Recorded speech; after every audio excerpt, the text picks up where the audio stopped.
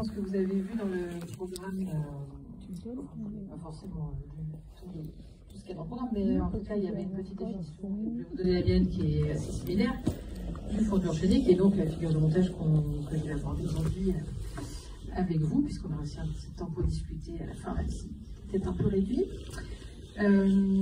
Donc, le fondu enchaîné, on peut le définir comme une forme de transition entre deux plans dans laquelle une image A disparaît progressivement et une image B apparaît progressivement en même temps, si bien que il y a un moment de superposition entre les deux images. Voilà, en général, c'est l'idée que c'est vraiment qu'on passe d'un plan à un autre, parce qu'il y a aussi des surimpressions où là, le but, c'est vraiment que les deux images cohabitent et restent ensemble dans le même cadre. Mais voilà, le fondu enchaîné, c'est une figure de montage donc, qui est censée séparer autant que lier. Donc en tout cas, comme les autres types de raccords ou de figures de montage, c'est un petit peu, on pourrait dire, comme des signes de ponctuation dans un film, en plus complexe peut-être, mais en tout cas dans le sens où ça infléchit le sens de ce qui précède et ce qui suit. Donc voilà, même si c'est peut-être des détails, ça permet parfois de comprendre différemment les scènes qui entourent ce signe. Et ça donne des indications sur la relation entre les deux. Mais donc on verra aussi qu'il y a des cas où le fondu enchaîné peut un petit peu dépasser ce statut de signe de ponctuation et prendre un statut de moment du film à part entière qui se laisse voir pour lui-même. Plus que d'habitude, tout ça est une question un petit peu de durée, mais on y reviendra. En tout cas, c'est aussi un choix esthétique qui a dépendu d'évolution technique, puisque, comme vous le savez, le cinéma était d'abord sur pellicule. Aujourd'hui, il se tourne beaucoup en numérique, il se monte beaucoup en numérique. Et c'est vrai que ça change quand même beaucoup la façon dont on aborde ce choix-là, puisque, alors d'abord, au début du cinéma, c'était souvent quelque chose qui se faisait dans la caméra elle-même, donc c'était le montage dans la caméra, c'est-à-dire qu'on pouvait filmer une première image, rembobiner et refilmer par-dessus avec des variations de diaphragme pour assombrir et éclaircir, qui faisait que, alors on avait cet effet qui ressemble au fondu enchaîné actuel, mais qui était fait de façon beaucoup plus bricolée. Et puis ensuite, c'est devenu quelque chose, vraiment un trucage qu'on faisait faire par un laboratoire. Donc c'est vrai que par rapport au fait de coller deux plans, comme on le fait de façon basique dans ce qu'on appelle un cut, le fait de juste simplement rapprocher deux plans, voilà, le fait de choisir de faire un fondu à la place, ça implique des coûts supplémentaires. C'est aussi pour ça que peut-être dans certaines esthétiques, le fondu enchaîné a pu être un peu rejeté. J'avance ça, je ne sais pas si Stéphane sera d'accord, mais j'ai l'impression que par exemple la nouvelle vague ne met pas particulièrement les fondus enchaînés. C'était peut-être à la fois du coup pour des raisons économiques, puisque donc qui dit laboratoire dit coût supplémentaire, mais aussi peut-être pour se démarquer d'un cinéma qui pouvait être considéré comme bourgeois ou comme trop luxueux ou trop attaché à des petites fioritures. Même si on verra que souvent c'est pas exactement des fioritures, c'est fondus enchaînés. Voilà, en tout cas, il y a aussi cette histoire technique qui sous-tend ces choix esthétiques. Alors pour revenir un petit peu au début, comment il est apparu ce fondu enchaîné, c'est très très vite en fait. Je pense que vous pouvez deviner qui a inventé le fondu enchaîné, à notre connaissance, parce qu'on ne sait jamais, mais a priori c'est Georges Méliès. Donc ça tombe bien. Comme vous le savez, il était illusionniste et il s'est tout de suite intéressé au potentiel magique un petit peu du cinéma, le potentiel d'illusion et de trucage. Et donc, tout de suite, la surimpression, comme je vous disais, dans la caméra, c'était quelque chose avec lequel il a beaucoup expérimenté. Et donc, c'était souvent pour travailler seulement une partie de l'image. Donc, par exemple, faire apparaître progressivement une figure dans une image. Donc là, c'est pas exactement un fondu enchaîné dans le sens où c'est pas une figure. On peut dire que c'est quand même une figure de montage, mais en tout cas, voilà, c'est un peu différent. C'est une utilisation différente. Et puis aussi des surimpressions qui visaient à mêler vraiment deux espaces en un pour créer un espace fantastique. Donc, je pense que vous avez en tête quelques images de Méliès qui peuvent évoquer ça. Mais voilà, au-delà de ces effets-là purement dans la veine du fantastique de Méliès, il y avait aussi des choses qui peuvent paraître être plus proche de pratiques ultérieures. Et sans plus attendre, je vous lance un premier extrait.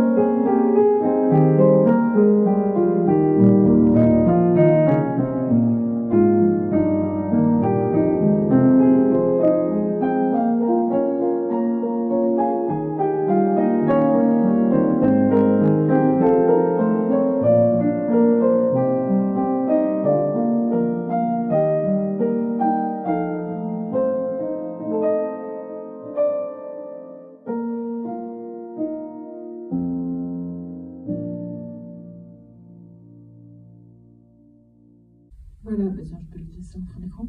C'était donc Cendrillon, un film de 1899 de Méliès.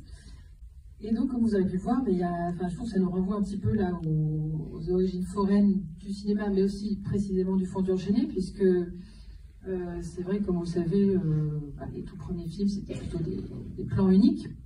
Et puis, voilà comment le cinéma a commencé à intégrer le fait qu'on puisse se déplacer d'un point à un autre dans un récit, d'une scène à une autre. Là, je trouve qu'avec ces fondus enchaînés, dans le contexte de Méliès, on voit qu'il y a un peu l'idée que c'est encore quelque chose de magique et que donc, il y a un lien entre les apparitions de personnages dans les plans et le fait de passer d'une scène à une autre avec un fondu enchaîné, comme vous avez pu le voir avant et après la scène de bal. Donc, je pense que là, on n'est pas encore forcément dans des problématiques qui se développeront plus tard, mais déjà dans l'idée que tout ça relève un petit peu de l'illusion et de la magie, qu'on entretient ça avec le médium, les possibilités du médium. Mais tout de même, ça produit ce que ça produit souvent, c'est-à-dire quelque chose d'assez fluide qui mêle les deux espaces et donc à partir de là, qui induit une forme de continuité entre ces deux espaces et ces deux événements qui sont dépeints. Donc ensuite, plus tard dans l'histoire du cinéma, et notamment dans la période du muet, le fondu enchaîné a pu être utilisé aussi dans des contextes fantastiques, c'est-à-dire pour nourrir le fantastique, pour nourrir la dimension magique du cinéma. Je vous montre sans plus attendre un deuxième extrait que vous allez reconnaître très vite, même si vous ne lisez pas.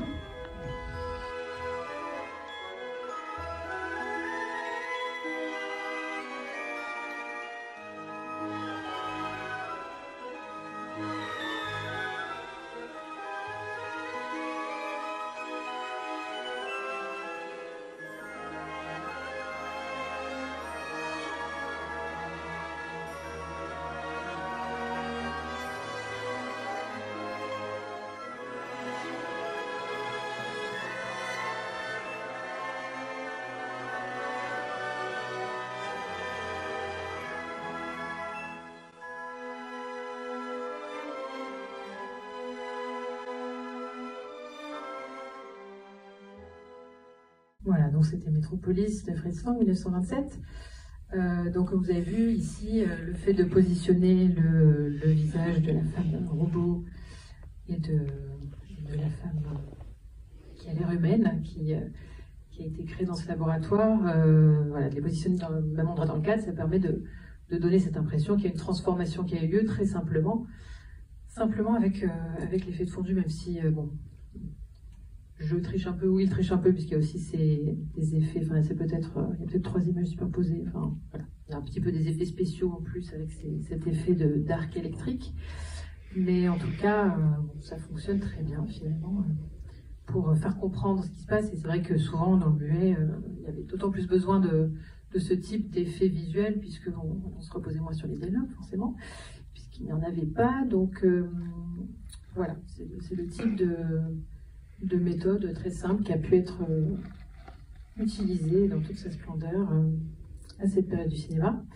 Et alors, autre tendance dans la période du muet, c'est, je ne vais pas vous dire, je vais vous montrer l'extrait suivant.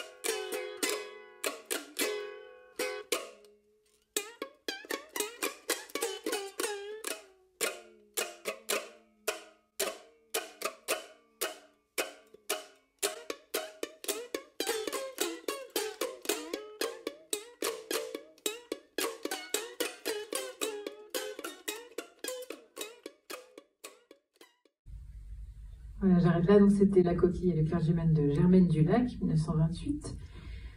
Donc là, comme vous le voyez, c'est un peu plus compliqué. On ne sait pas forcément très bien comment les prendre, ces fondus enchaînés. Alors d'abord, dans la scène dans la rue, je ne sais pas si vous êtes d'accord, mais je trouve que ça produit un effet de flottement, puisque c'est la combinaison toujours de plusieurs choses. Mais le choix des plans, le choix l'agencement des mouvements dans le cadre donne l'impression un petit peu que le personnage tourne en rond. Et avec en plus les fondus enchaînés, ça semble contredire l'idée de la course, puisqu'il y a ce moment de flottement finalement qui est induit par le moment où les deux images se superposent, et du coup les directions aussi de la course. Donc voilà, quelque chose de très bizarre, pas du tout course-poursuite comme on l'imagine. D'abord il est tout seul, donc c'est vrai qu'il n'est pas poursuivi.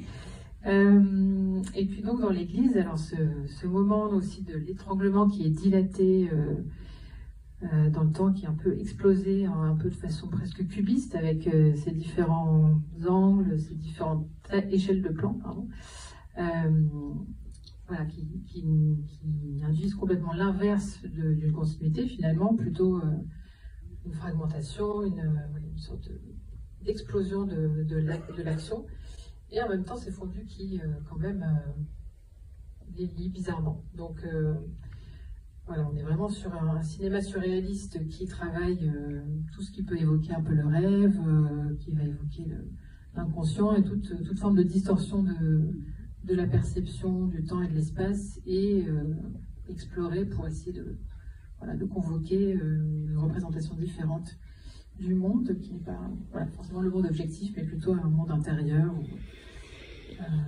inconscient.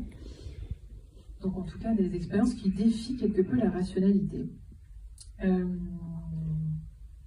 Et puis donc c'est vrai que dans le cinéma surréaliste, je ne vais pas vous montrer beaucoup d'extraits de tout, puisqu'on n'aurait pas le temps, mais c'est vrai qu'il y a le fondu enchaîné peut servir de plein de façons différentes le projet surréaliste, j'ai envie de dire, à la fois pour donc transcrire des perceptions altérées, vraiment physiques, on pourrait dire, du temps, de l'espace, mais aussi plutôt sur un plan logique, une perception altérée de la causalité, par exemple, si vous enchaînez deux actions qui n'ont rien à faire ensemble, ça peut créer cet effet que recherchent souvent les surréalistes, et puis donner l'impression d'être à deux endroits à la fois, donner l'impression qu'un objet et un corps sont similaires, comme c'est le cas aussi dans ce film avec les coquillages qui sont sur la poitrine de la femme juste après dans le film,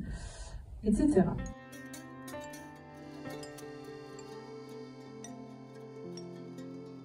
Donc ça devient un outil parmi beaucoup d'autres pour explorer toutes ces distorsions possibles.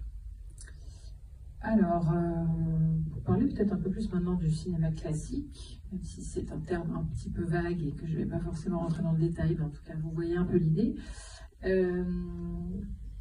Voilà, c'est le cinéma classique américain exemplairement, mais qui a aussi inspiré d'autres cinématographies. Je ne vais pas vous montrer que des films américains, même si j'avoue qu'il domine un petit peu ce petit échantillon.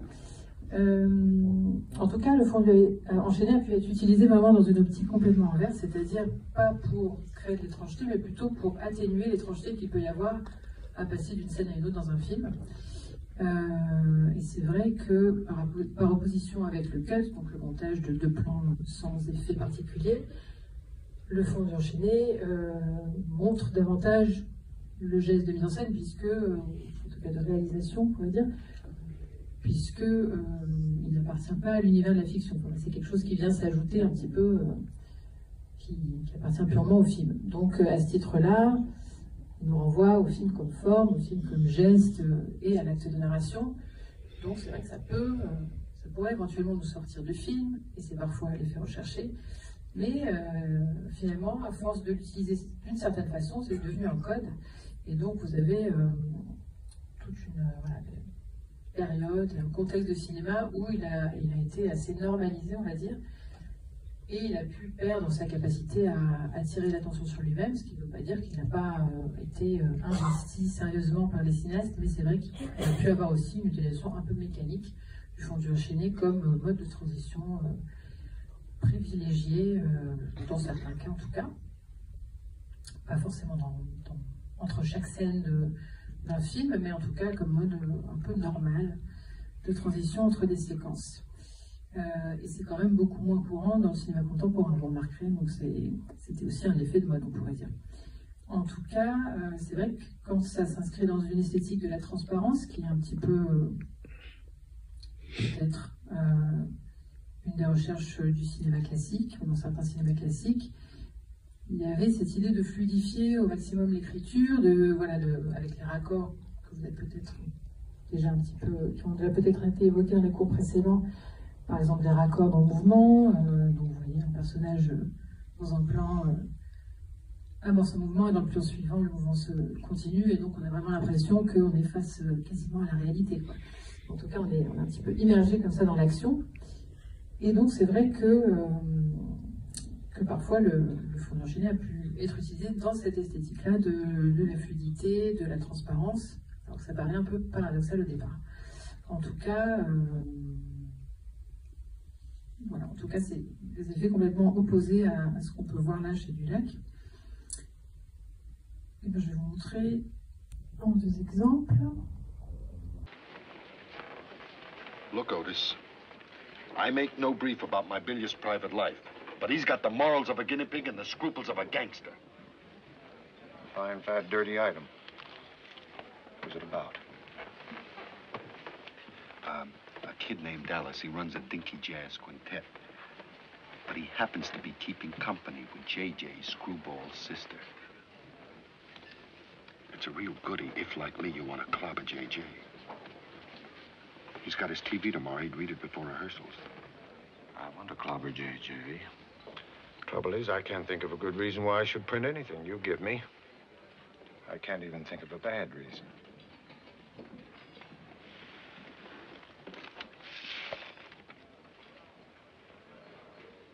Suppose I introduce you to a lovely reason. It's both good and bad, and available. I'm not an unreasonable man.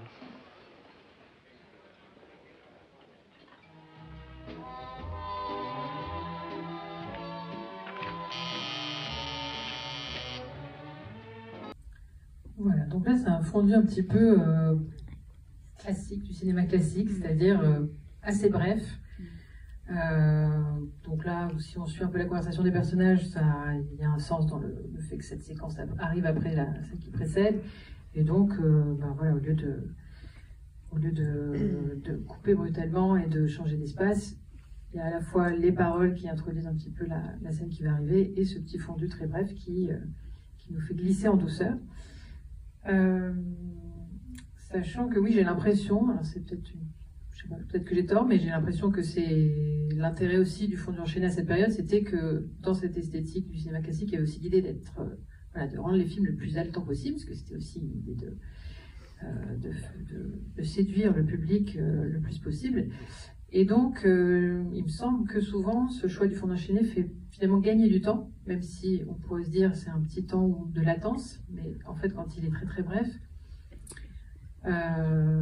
voilà, si on n'avait pas un fondu enchaîné, comment on ferait pour passer d'une séquence à l'autre sans que ça paraisse un peu brutal? Peut-être qu'il faudrait rajouter une action, il faudrait que le personnage, par exemple, sorte du bar et s'éloigne dans la rue, et puis là on arriverait... alors, bon, je caricature un peu, on ne serait pas obligé de faire ça, mais en tout cas j'ai l'impression que souvent c'était aussi une méthode qui est devenue une façon de condenser au maximum le récit, et voilà, dès qu'on avait mis dans la scène ce qu'on voulait mettre, ce qu'on voulait dire, hop, un petit fondu, et on pouvait directement passer à la séquence suivante. Donc c'est un peu le sentiment que j'ai par rapport à ce type d'utilisation. Voilà, ce qui ne veut pas dire qu'il n'y a pas en plus des intentions qui s'ajoutent. Alors je vous en ai un autre un peu dans le même esprit. Against them?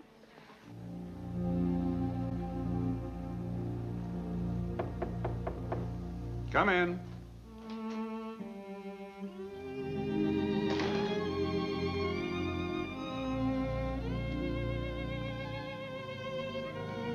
I expected you to come here.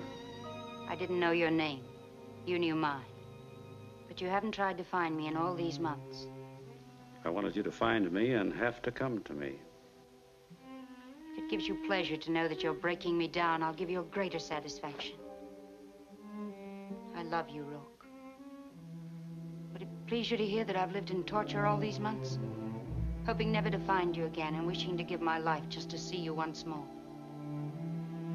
But you knew that, of course. That's what you wanted me to live through. Yes. Well, why don't you laugh at me now? You won. I have no pride left to stop me. I love you without dignity, without regret. I came to tell you this. And to tell you that you'll never see me again. You want to know whether you can make me suffer, don't you? You can. Rourke, you're everything I've always wanted. And that's why I hoped I'd never meet anyone like you. I'll give you up now, myself, rather than watch you being destroyed by a world where you have no chance. Why are you afraid? I know what they'll do to you. You had the genius that made the Enright House. But you were working like a convict in a granite quarry, weren't you? I chose to do it. Why? Don't you know why? Yes, because you won't conform. They'll drive you down again. Stone quarry's all you can expect in the end. I got out of the quarry. Did you? Do you think the Enright House is your beginning? It's your death sentence. Has any other client come to you? No. They won't. They hate you for the greatness of your achievement. They hate you for your integrity. They hate you because they know they can neither corrupt you nor rule you. They won't let you survive. Look, they'll destroy you. But I won't be there to see it happen.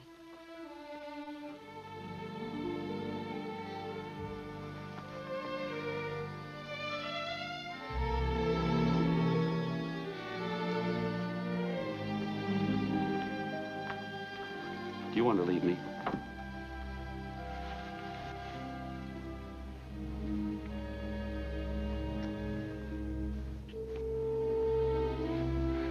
I loved you from the first moment I saw you. And you knew it. You tried to escape from it. I had to let you learn to accept it. Are you going to leave me? Yes. I won't stop you. Oh, Rourke, don't you see I don't want to leave you? Will you marry me? I want to stay with you. We'll take a house in some small town and I'll keep it for you. Don't laugh, I can. I'll cook, I'll wash your clothes, I'll scrub the floor. And you'll give up architecture. If you give it up, I'll remain with you forever. But I can't bear to stand by and see you moving to some terrible disaster. You can't end any other way. Save yourself from tragedy. Take a meaningless job. We live only for each other. I wish I could tell you it was a temptation. Rourke, yes or no? No.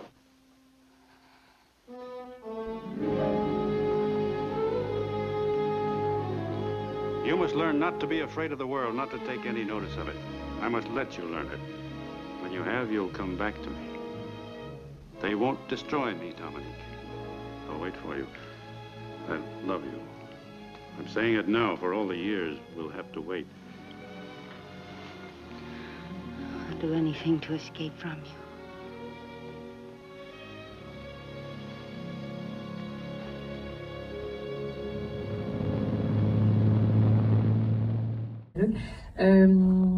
Oui, j'ai oublié de vous dire, pardon, le film précédent, c'était Sweet Smell of Success de Alexander McKendrick de 1957, traduit par Le Grand Chantage. Et là, c'était Le Rebelle de King Vidor, 1949. Alors, vous voyez que là, déjà, on n'est pas... Enfin, je ne sais pas si ce serait... Si on peut vraiment parler d'esthétique de la transparence, puisque, bon, déjà, c'est quand même extrêmement stylisé, de façon très visible, et puis c'est des plans assez longs, et donc, de même, le fondu est assez long entre les deux séquences. En même temps, c'est une séquence assez centrale et assez, très complexe, avec des déclarations et en même temps des refus de s'unir. Donc, voilà, du coup, je ne vous laisse pas tourner trop le film avec ses sous-titres anglais, mais là, moi, je trouve quand même un tout petit peu plus.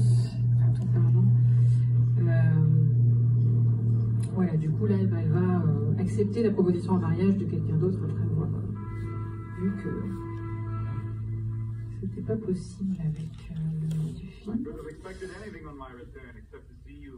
Donc voilà, pour parler du fondu lui-même, il y a quelque chose d'assez, voilà, qui est travaillé quand même dans l'aspect évocateur de cette eau et de ce bateau. Enfin, tout de suite, ça a quelque chose d'assez dramatique déjà qui est impliqué dans le choix de faire se fondre ces deux scènes lentement l'une dans l'autre, et en même temps aussi une façon de quand même sortir peut-être plus lentement de quelque chose qui a une sorte de pic d'intensité assez important. Donc en tout cas, voilà, les conventions n'empêchent pas du tout l'invention, n'empêchent pas du tout de charger le fondu, même s'il est attendu de beaucoup de sens, de beaucoup de connotations, de beaucoup de sensations. Et puis oui, finalement, c'est un petit peu l'idée que tout ça agit à un niveau inconscient, même si c'est pas forcément, voilà, même s'il n'y a pas un sens à déduire forcément clairement de ce qui se passe dans ce fondu. Et puis il y a aussi du coup une des beautés du cinéma classique, c'est que le fait qu'il y ait ces conventions, ça force parfois les cinéastes à être d'autant plus subtils dans leur façon de communiquer les choses, ou de transmettre les émotions qu'ils ont envie de transmettre. Vous verrez le film qu'on va voir tout à l'heure, Tout ce que le ciel permet, c'est à la fois subtil et en même temps très flamboyant. Parfois les deux coexistent, mais en tout cas, ce que je voulais dire par rapport à ça, c'est sur le choix des fondus, parce que du coup, on peut se mettre à analyser pourquoi entre telle scène et telle scène, il y a un fondu enchaîné, entre telle scène et telle autre, un fondu au noir. Donc ça devient des petits détails qui deviennent les petits leviers, tous les petits leviers sont un peu activés par les cinéastes qui ont envie de faire du grand art. Donc voilà, on peut s'interroger sur le sens de tous ces détails. Alors, un autre détail. I know now how much they were in love, but I have the idea they never spoke of it. My apprehensions gradually subsided, until an incident occurred so astonishing that I could not have believed it if I had not witnessed it with my own eyes.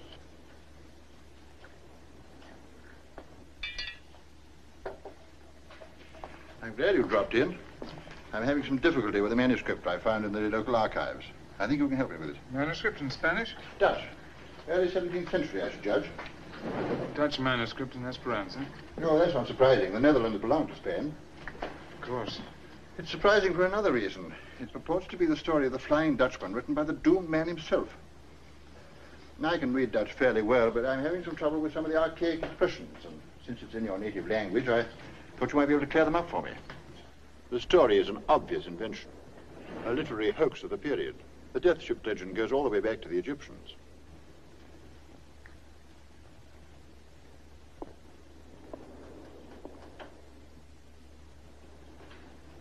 Of course, if it's too much trouble, I do hope I haven't offended you.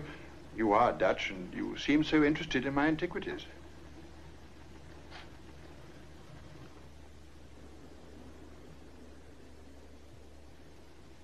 You're looking at me in the strangest way. I'm sorry, forgive me. It's nothing at all. Of course I have an interest in your antiquities, a great interest, and I'll be delighted to translate the manuscript for you. The language will present no difficulties to me. None whatsoever. The Flying Dutchman. His own story told in the hope of divine grace and merciful absolution. Shun blasphemous rage, and pity him his punishment. It was her face. It was her face still, though now white and cold as marble. She would not smile at me anymore in the sweet way she had of smiling, but it was still her face. The face I had seen in my mind's eye, carried in my heart of hearts through the days, weeks, months of my long voyage.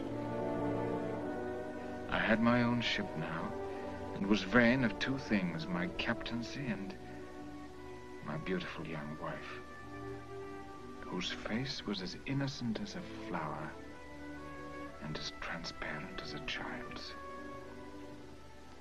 I could have sworn upon that innocence as one swears by the Holy Mother of God. It was this face that I had before me when I withdrew from my ship's officers and their carousing.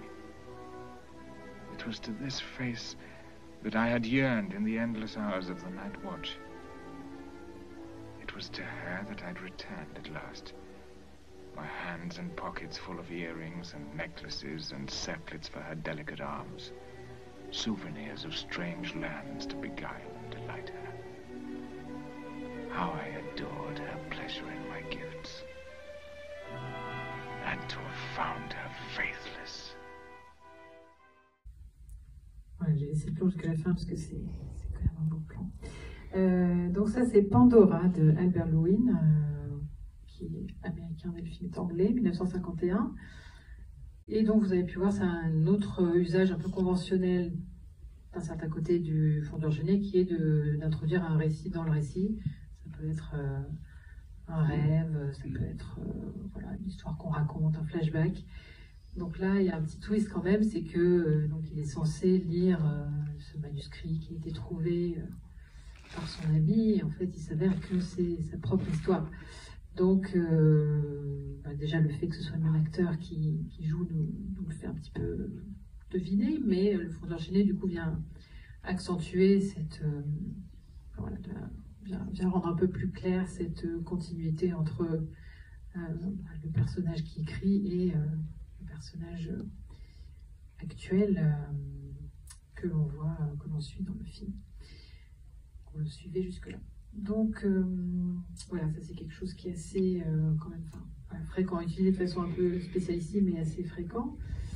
Et je vais vous faire un autre exemple, un peu dans ce registre. খুব স্ট্রং কিমু না খেয়ে দেখো না বাবা না আমি এবার ইম্পোর্টেড স্কচ আমার ঠিক জমে না স্যার লাগা কারা এখান থেকে এটা তো জানা না চাপ ঠিক আছে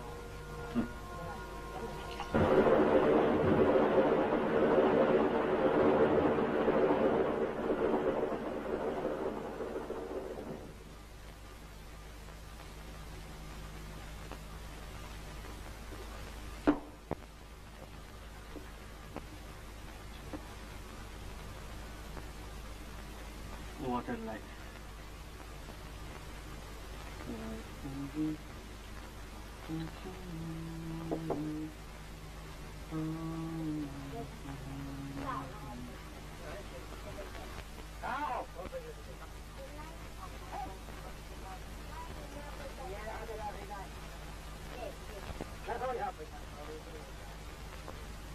বাবু কে ও তুই একটু খাও বাবু তুই এখানে কি করছিস বাজার যাসনি গেছিলাম বাবু মুরগি কিনে চৌকিদারের গায়ে পাঠিয়ে দিয়েছি কই হ্যাঁ বেকার বেকার দিচ্ছি বাবু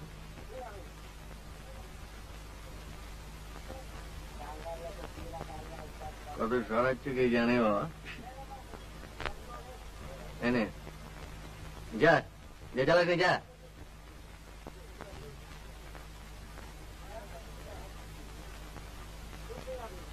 What a life. যা বলেছিস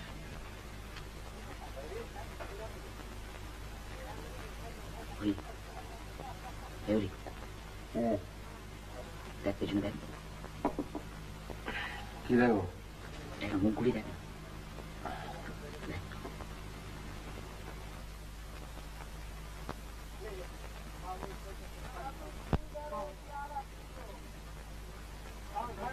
East India. Nice, na? Bas. Wait, go. Come on.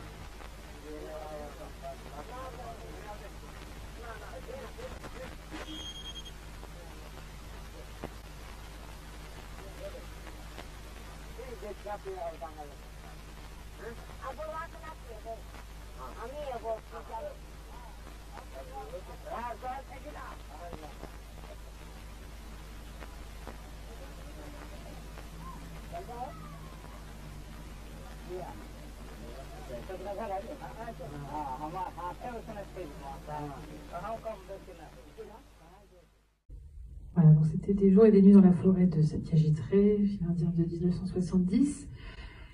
Et donc, bon, je vous ai laissé un petit peu avant pour que vous ayez l'atmosphère, parce que c'est un peu, je pense que c'est important pour mieux sentir l'importance du fondu ensuite. Déjà parce qu'il y a ce contraste visuel entre l'image, même si là c'est pas du tout une bonne copie, mais l'image très sombre et ensuite au contraire surexposée de cette scène qui apparaît, et donc qui semble être une sorte d'image mentale, ce qui est confirmé ensuite dans le dialogue, puisqu'il dit voilà, que quand on va bien haut, après on tombe bien bas, quelque chose comme ça. Voilà, et quelque chose que ça...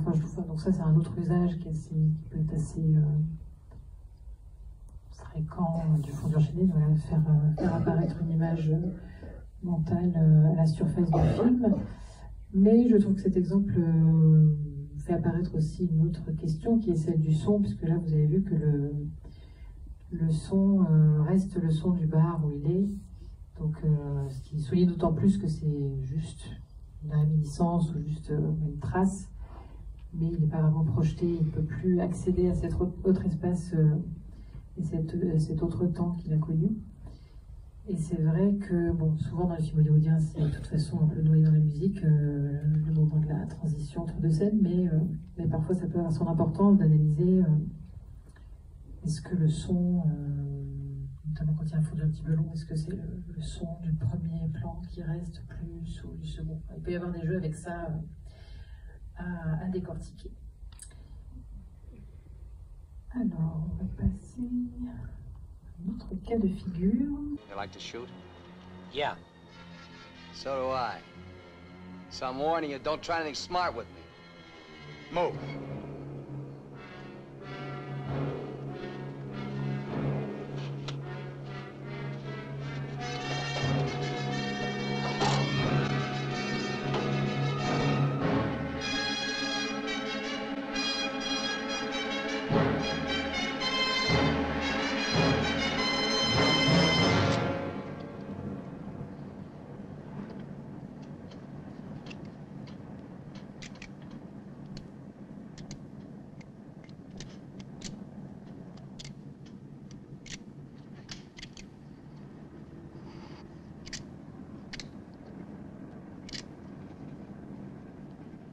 I told you my name. What's yours? Mine's Gilbert Bowen. He's Roy Collins. What do you do for a living? I'm a draftsman. He runs a garage. That makes you smarter. Or does it? You ought to be all over that windshield. You got lucky. It hit an empty chamber. I had to use it a while back. Now, don't make any more fast moves. I told you the last guy made that mistake.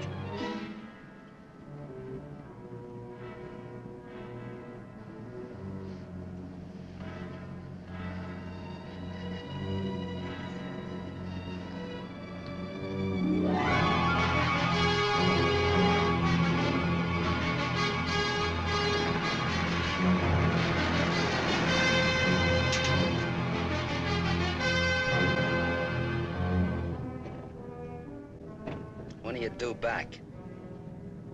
No particular time. On pourrait continuer parce que ça continue un petit peu comme ça assez longtemps. Donc c'est Le voyage de la peur d'Ida Lupino, 1953, qui, c'est un exemple, je pense, qui montre un autre cas assez fréquent de l'utilisation du fondu enchaîné, qui est le fait de l'utiliser pour marquer des ellipses en fait. Donc dans une même séquence, ou en tout cas dans un même espace-temps plus ou moins, juste simplement montrer qu'on avance de quelques heures, de quelques minutes. Et donc, dans ce cas particulier, ce que je trouve intéressant aussi, c'est le fait c'est que ces fondus, je trouve, augmentent un petit peu l'angoisse de la scène, puisque, disons qu'il y a une sorte de conjonction entre l'espace désertique, où là on a peu vu, donc je vais peut-être laisser tourner un peu sans le son. Voilà, ils sont dans ce désert, donc évidemment personne ne peut les aider contre cet autostoppeur maléfique. Mais voilà, du coup, la superposition de l'espace et du personnage menaçant, je trouve, crée une sorte de menace exponentielle. En plus d'être assez beau visuellement. Je n'attends pas le prochain, mais il y en a plusieurs. En tout cas, voilà, il y a aussi un effet d'étrangeté quand même qui est plus marqué parce que les fondus sont quand même assez longs dans ce cas-là. Prochain exemple, non.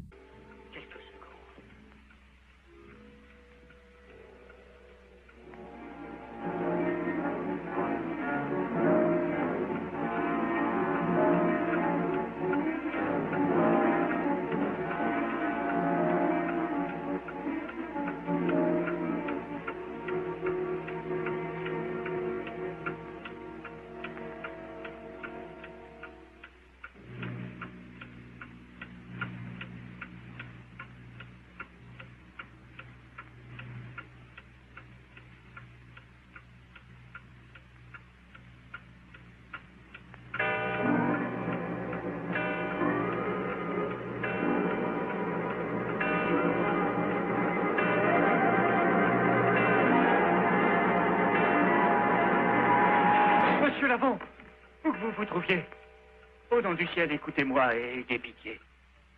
J'avoue tout. Vous êtes innocent. C'est nous qui avons commis ces crimes.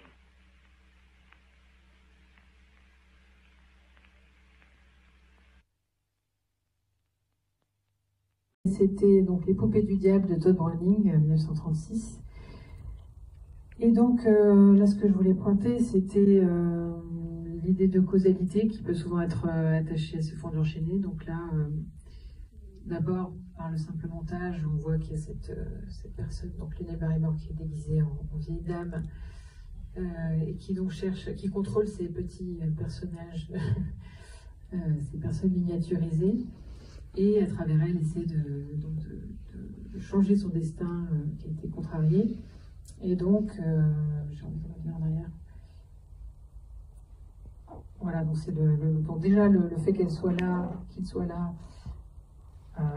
montre, enfin, disons, laisse comprendre que c'est lui qui est en train de manipuler dans la pensée les poupées. Vous pouvez avoir vu quand même le film, mais en tout cas, il y a cette coprésence. Mais ensuite, le fait que ce fondu apparaisse directement sur le visage du personnage et qui donc montre le titre du journal qui indique que son stratagème a été un succès. Voilà, c'est une façon d'accentuer un petit peu le fait qu'il y a un lien entre les deux faits. Alors si on avait eu un cut, ça aurait été un petit peu moins net et moins facile à lire. Voilà. Qu'est-ce que je voulais dire là-dessus? Voilà. Donc voilà, un peu pour souligner, parfois, enfin c'est souvent, pour enchaîner, c'est souvent souligner des effets comme ça de causalité qui ne sont pas forcément très clairs sans lui. Et puis pour finir, je voudrais aborder d'autres cas qui sont voilà, un petit peu plus sur l'abstraction, c'est-à-dire que, comme je le disais, c'est beaucoup une question de durée aussi, hein, l'effet que produit un fondu et l'intention qui est derrière, qu'on peut lire. Et c'est vrai que quand il est allongé, souvent, du coup, on accentue un petit peu l'aspect illisible de l'image, ou en tout cas la bizarrerie de l'image qui mêle deux images entre elles. Et on peut arriver vers quelque chose de plus abstrait qui, du coup, va nous emmener vers un territoire un peu plus théorique, peut-être. Donc, un exemple assez célèbre.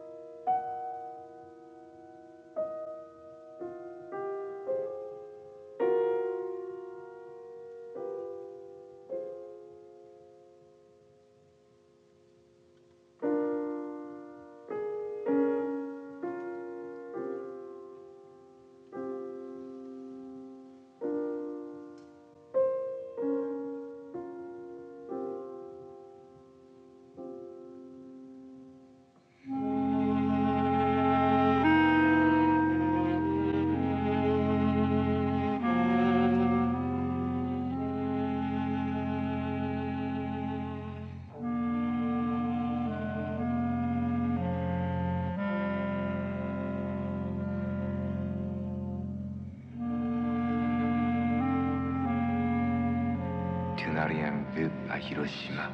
Rien. J'ai tout vu. Tout. Ainsi, l'hôpital, je l'ai vu. J'en suis sûre. Voilà, donc c'était le tout début d'Hiroshima, mon amour, d'Alain Resnais, 1958. Donc là, bon, l'abstraction vient déjà bien sûr des plans en soi, puisque c'est une façon. Si la scène représente une étreinte, c'est d'une façon quand même très peu conventionnelle, avec ses détails, l'absence de visage, et puis cette poussière étrange sur les peaux. Donc voilà, on est déjà d'emblée, dès que le premier plan s'ouvre un petit peu dans un registre abstrait qui nous invite à nous demander ce à quoi le film va vouloir nous faire penser, mais en tout cas le fait que par ailleurs il y ait ces différents moments avec du coup les peaux ensuite qui redeviennent voilà, propres, accentue vraiment ce mouvement de l'abstraction et cette idée qu'il y a quelque chose d'un peu hors du temps, qu'on n'est pas simplement dans le monde réel, mais qu'on est aussi dans une forme et dans un mode de narration qui va jouer, qui va exploiter toutes les potentialités aussi du cinéma à faire émerger des questions plus profondes. Voilà, et puis dernière pour la route, avant qu'on lance le long métrage qui nous attend tout de même.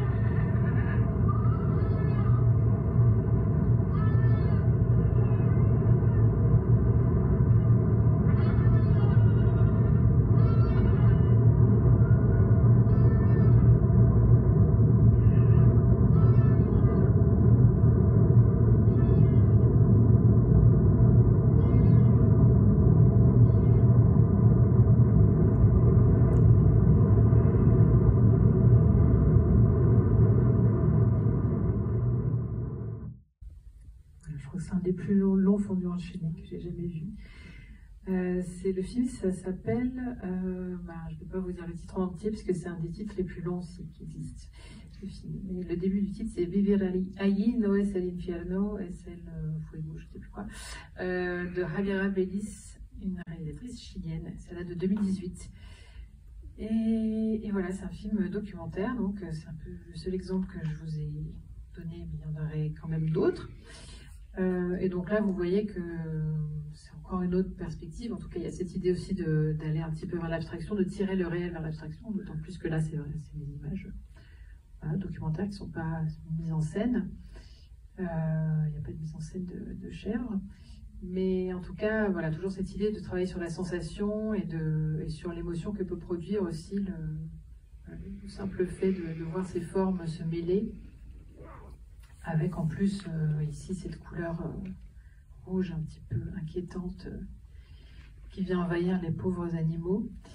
Donc voilà, en plus il y a cette idée aussi dans le film qui plus globalement que vous ne pouvez pas vraiment mesurer d'imbriquer un petit peu différentes échelles aussi de la réalité, donc à la fois les humains et quelque chose de beaucoup plus, enfin les humains, les animaux, et puis quelque chose de beaucoup plus vaste qui les dépasse.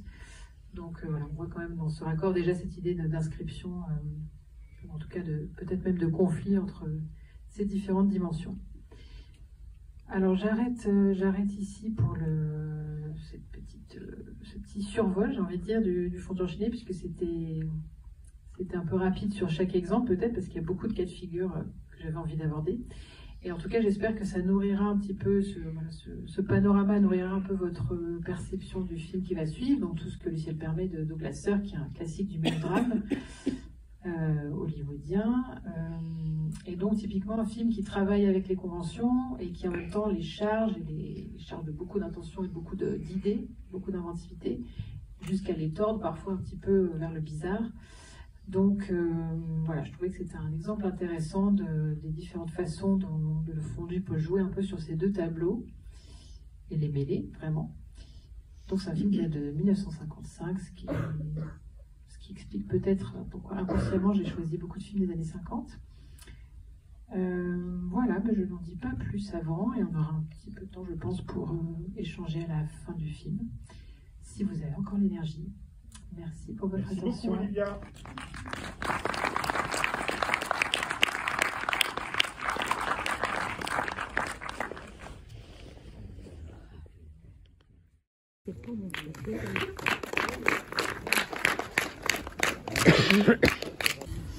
Comme vous avez vu, c'est un film qui parle beaucoup de convention sociale, de regard des autres.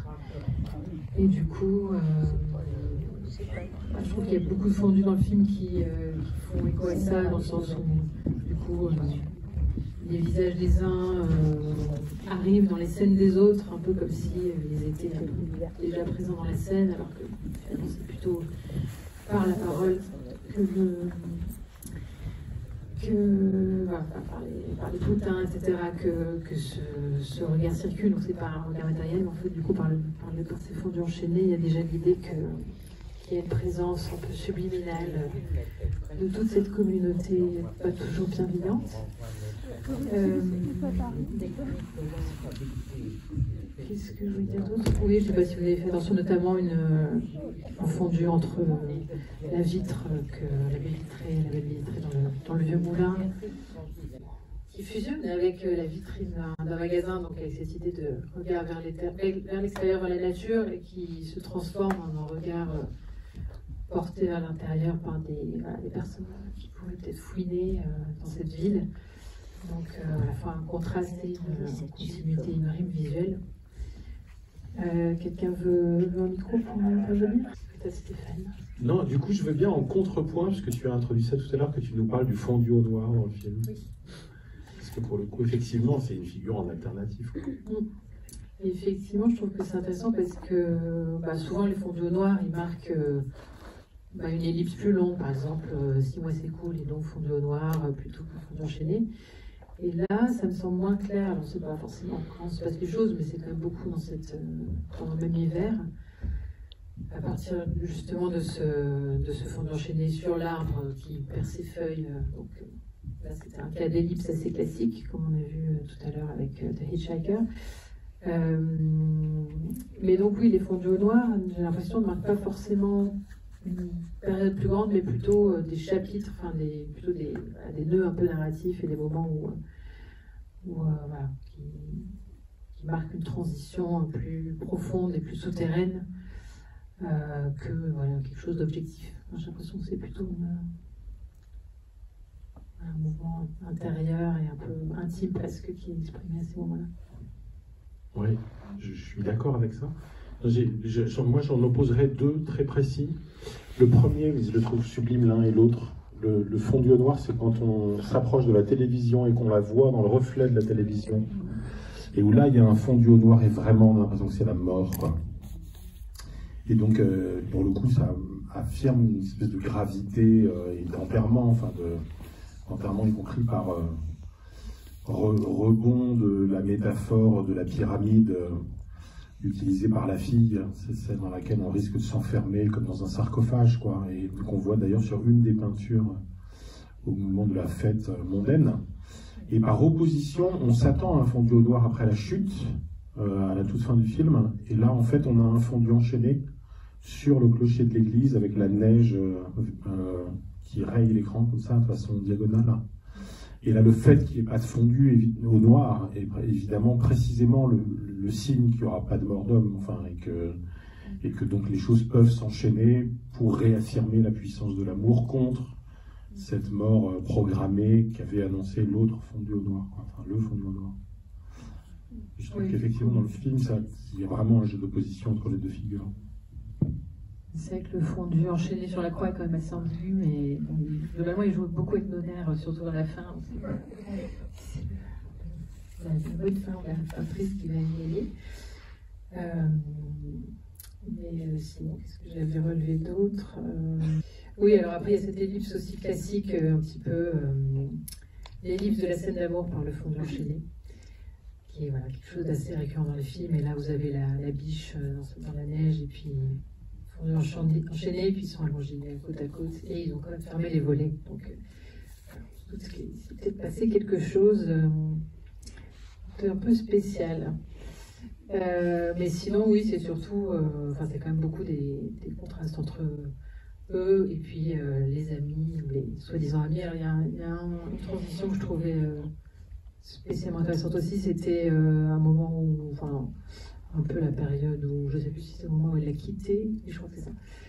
Quand Carrie a quitté Ron et que, donc il y a un plan sur lui, et puis après il y a un plan chez l'ami de Sarah. On voit son domestique, apparemment en arrière-plan, elle claque la porte, et donc c'est les deux figures un peu subalternes qui se chevauchent pendant un moment, et puis ce revers de la main qui ferme la porte à toutes ces transgressions sociales. Qu'est-ce qu'on pourrait dire d'autre? Je vais regarder sur mes notes.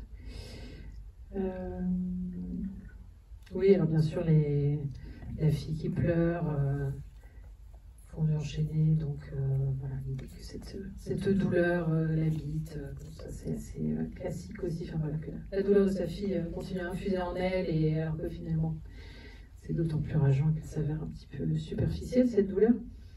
Mais en tout cas, oui, enfin voilà, tout ça, je trouve, relève à la fois d'un classicisme et, comme je disais, c'est quand même globalement des fondus plus longs, si on parle de durée, que la moyenne. Enfin, c'est quand même, ils sont quand même assez mis en avant, et globalement ça correspond à l'esthétique du film qui est très, avec ses couleurs très artificielles, voilà, cette stylisation assez poussée, et du coup le fait que les fondus soient assez longs et travaillés, avec aussi et le cas de la branche de l'arbre aussi qui est intéressant, qui est coupé, je ne me souviens plus exactement, je crois qu'il y a deux fondus différents avec cette branche qui vient planter la graine de l'amour un petit peu dans son esprit. Ouais, il y a le fondu, la fin de la scène où elle est en train de regarder la branche au feuille jaune, là, dans son vase, et puis fondu enchaîné, la scène d'après, elle arrive, elle le revoit en fait. Donc, pleine de ce souvenir que marque la branche jaune avec les feuilles jaunes. Voilà. Ah oui, et puis un qui m'a spécialement plu aussi, c'est le pigeon sur l'escalier. Aussi en matière de regard, le regard qui plane, donc là c'est comme s'il allait assister à la scène, puis aller voler dans la ville pour raconter à tout le monde ce qu'il a vu. Surtout qu'il commence à roucouler uniquement à la fin du plan. Avant, il n'y a aucun bruit, et là, tout à coup, ouais, ça peut commencer à roucouler. Ouais. Alors que la biche n'a pas l'air d'avoir envie de raconter quoi que ce soit. Ah, c'est pardon. Et cette salle est experte en biche et serre, il faut le savoir. Moi, j'ai pensé aux gens qui manifestaient pour qu'on passe pas Bambi en disant peut-être qu'ils vont manifester contre tout ce qu'elle ciel permet. Parce que visiblement, c'est un cerf captif, mais c'est le coup. Je ne sais pas si vous voulez pas spécialement dire autre chose, on peut s'arrêter là, parce que c'était une longue soirée. Ouais, je crois qu'on peut t'applaudir. Olivia Toupin-Adjan. Merci beaucoup.